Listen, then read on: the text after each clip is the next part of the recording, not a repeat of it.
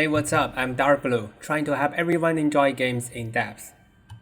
Welcome back to Elden Ring Walkthrough Guide. In this video, we'll be finishing the content of the Royal Capital and covering some deeper knowledge of the interactive combat style. Teleport to Royal Capital and go upstairs. Along the way, you will encounter a gargoyle. Let's recall what we have learned from the dual gargoyle fight in the last video. The interactive combat in Elden Ring is beyond simply memorizing everything.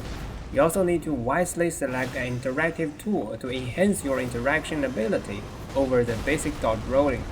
For gargoyles, we are using Quick Step, which provides a slight yet general overall enhancement without affecting the basic usage logic of dodge rolling. Past the gargoyle, you will meet a fellowman. Switch to Endure skill for this fight.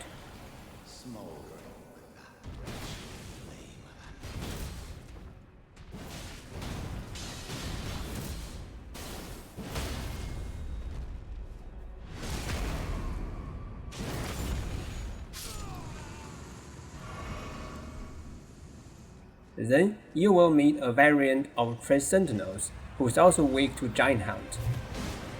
Taking this chance, recall the set move mechanic we've learned. This variant of Tree Sentinels will always do a set move at combat start and upon reaching half HP. This creates huge chances to deal both damage and stun damage.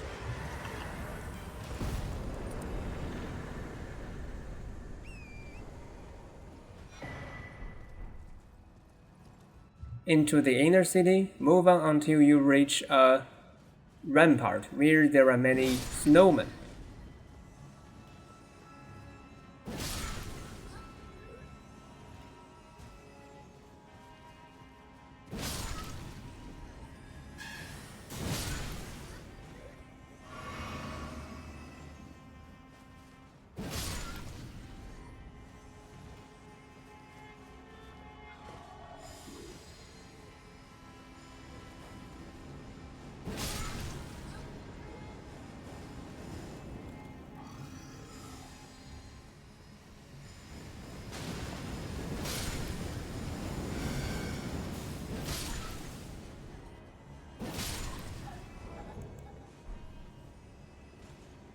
You can jump off the rampart here onto the rooftops, avoiding some enemies inside the rooms.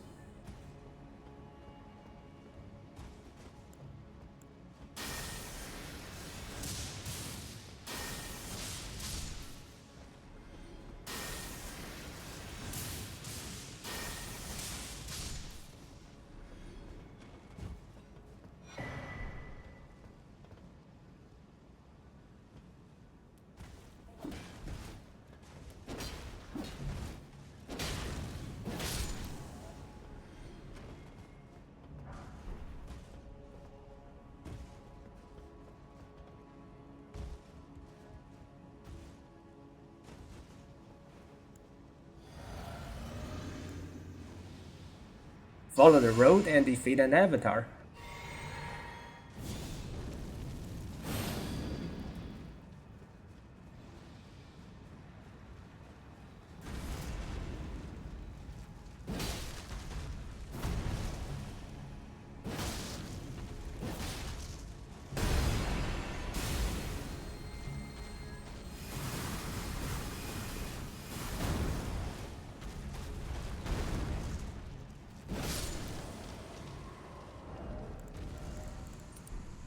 Afterward, you can notice a door leading to a balcony to your right, which is the correct routing. Next, you need to fight some knights with shields in a rather narrow area, which makes our old bait and strip strategy a bit hard to perform. Hence, you can use Lion's Claw. In this way, even if the knights choose to shield guard, you can break the guard and get a fatal attack chance. Climb up the dragon's body and reach a grace in the western rampart.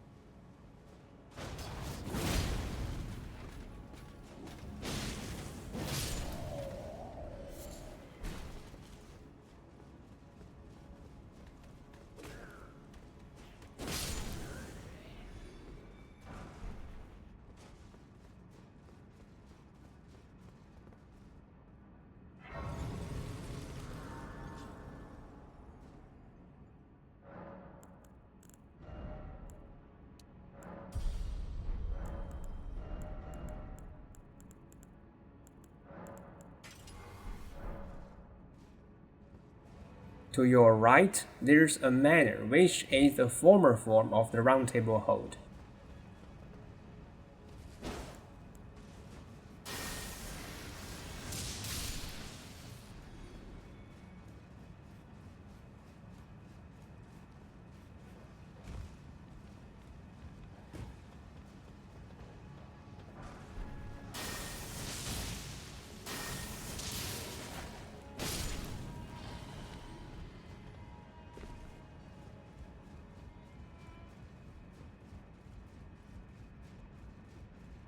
Here you can loot a wet blade for holy affinity. In the future, if an enemy is weak to holy damage, you can choose this affinity. By the way, this wet blade also unlocks the lightning affinity, but it scales with dexterity instead of faith, so our character cannot use it. Nevertheless, we can indeed use lightning incantations. To reach the next boss, Godfrey Shade, you need to climb up the trees.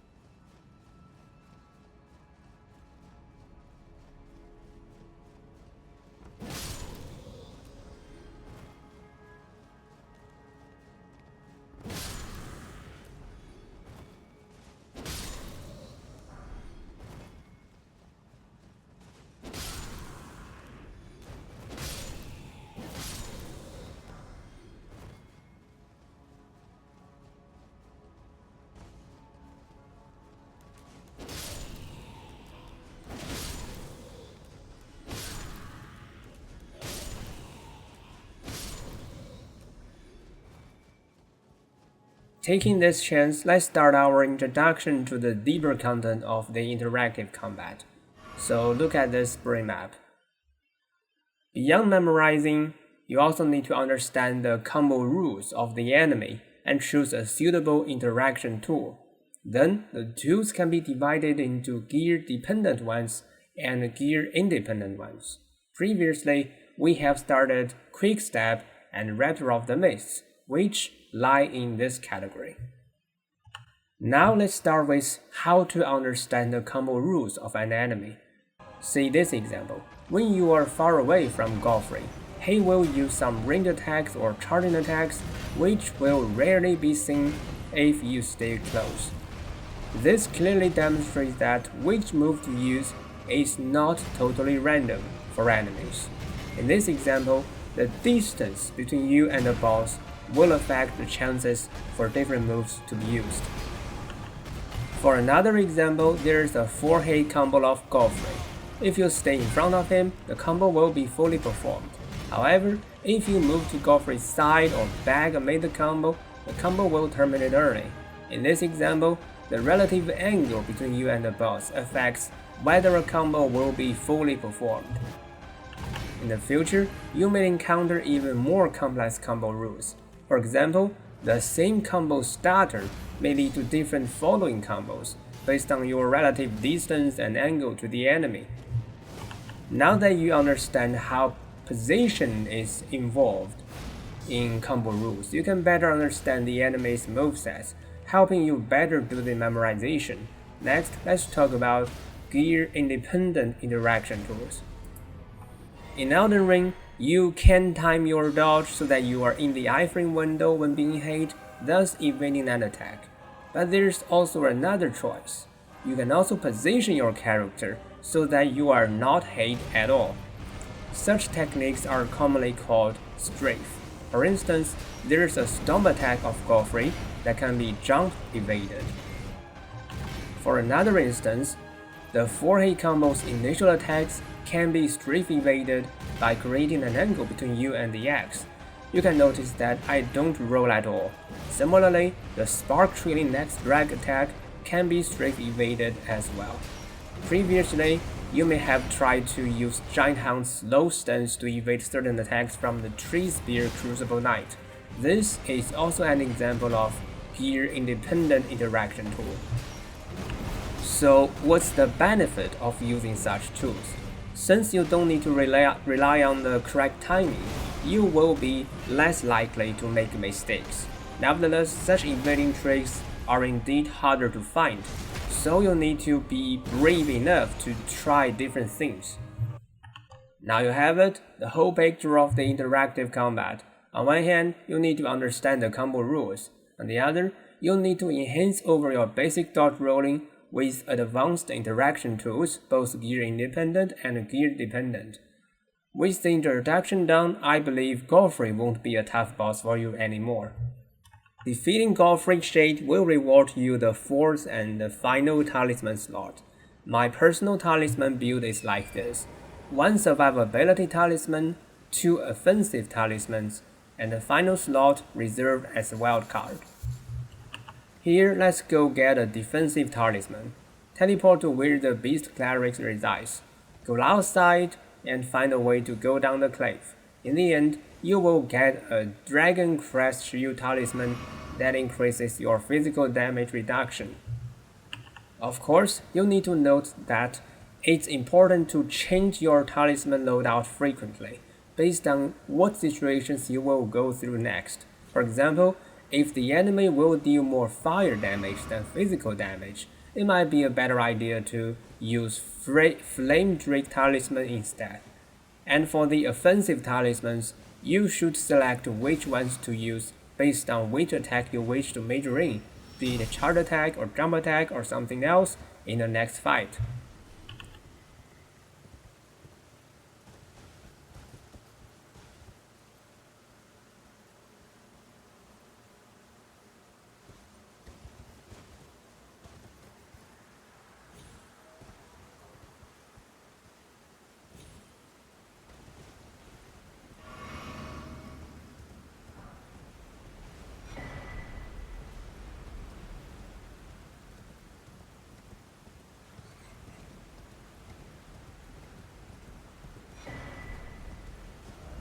Now let's continue to the next boss. You will encounter a Black Knife assassin on the way, and you can giant hunt to stun lock her before she gets up.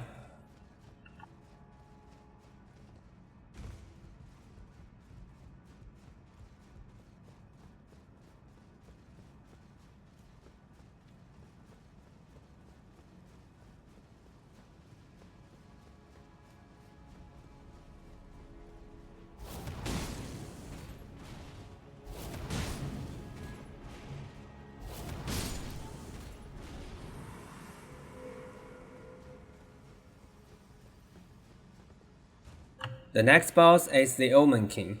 If you just want to defeat him as easily as possible, you can use the shackles we used before for the Fell Omen. Equip a full set of charge attack tiers such as charge attack talisman and crystal tier and successive attack talisman, and then use the shackle at the start of the fight to create an initial opening. Once the Omen King reaches roughly 3/4 HP, he will use a set move, Sword Raid, which has a very long pre-attack animation, enough for you to stun break him. After the fatal attack, you still have the chance for an additional charge attack. This is much similar to how we defeated Radon. Nonetheless, you can also try to defeat the Omen King with the interactive combat, which would be very fun. Let me show you some noticeable moves. First of all, it's recommended that you keep moving clockwise, staying close to his right hand. This will make evasion easier. Sometimes you can notice him forming the golden light into a straight sword and doing a slicing. After this, he will use a downward slash with his right hand weapon. This downward slash is quite vertical, indicating that you can try to strafe dodge it. Similarly, the charge slash in his phase 2 can also be strafe dodged. This is an example of gear-independent interaction tools. Then, if you happen to stand behind the Omen King, a special tail attack will be triggered, which is quite rare if you stand in other directions. This is an example of combo rules. Lastly, The Omen King has a charging forward attack which offers you two options, either dodge forward or backward. If you dodge forward, there will be some distance between you and the boss after the move, hence he won't be doing any following combos. However, if you dodge backward and thus stay close to the Omen King after the attack, there will be a following whirlwind attack. This attack, though looking fearsome, can be easily strafed, after which you can guarantee a charge attack, so dodging backward is more rewarding. This is a good example of combining combo rules and strafing. Now this is my attributes after the fight. After defeating the Omen King, the path to the snow mountain top is unlocked. However, I choose to go loot something in the subterranean shining grounds. Starting from the balcony grace, follow the video to go to the sewers. It's a quite large area, but I will only explore a small part of it. For the rest of this map, you can follow our exploration principles and explore it by yourself.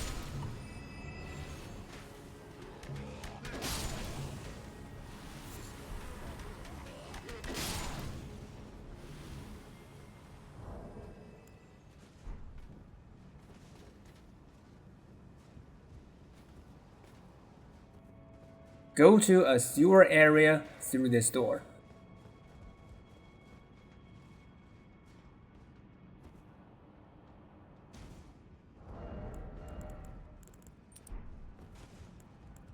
There are many imps in this area, and you can use ranged attacks against them.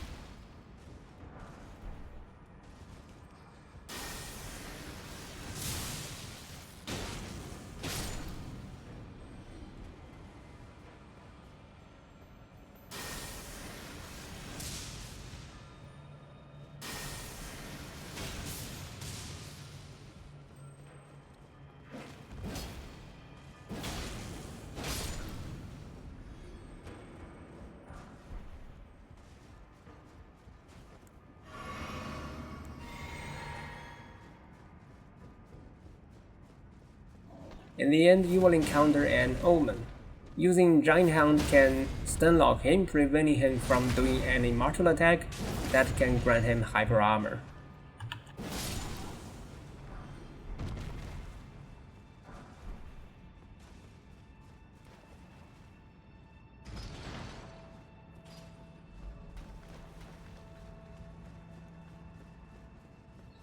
After unlocking the shortcut, return to the previous platform.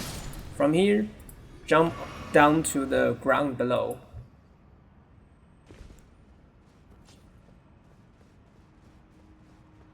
Use Assassin's Gambit to sneak through the rift and activate the grace. And finally, go grab the shackles for Moog.